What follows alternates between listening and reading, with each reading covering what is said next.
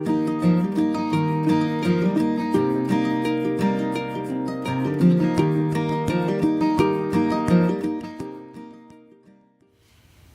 a cross-legged position, you come into seated on your mat and you cross your legs.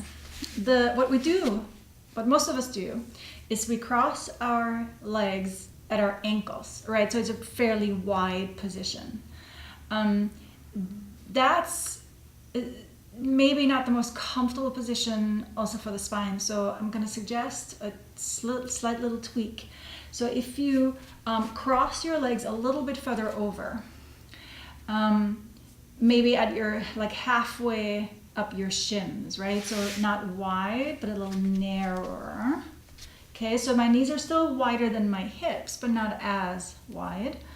And then if I gently flex my feet, instead of having my feet rest on the outer ankle bone, because that overstretches the tendons here on the outer ankle bone, and many of us do that all day long already, right? So flexing the feet gently so that it feels like your legs are on kickstands. They're sitting in a very supportive way, and at the same time you strengthening the outside of the ankles, which is actually really, really helpful for most of us.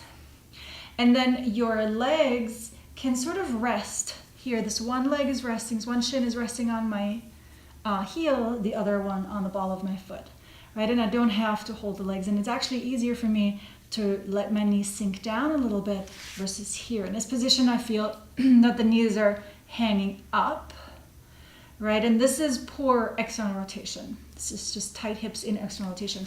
If I cross a little further over, they can maybe sink down a little bit more, which also pulls my spine up, okay? Which brings me to the side view, or the spinal alignment. So you want to be right on your sit bones. Most of us maybe hang here, back here a little bit off our sit bones. You want to be right on top. You can relax your arms wherever they go, but knees are usually a good place.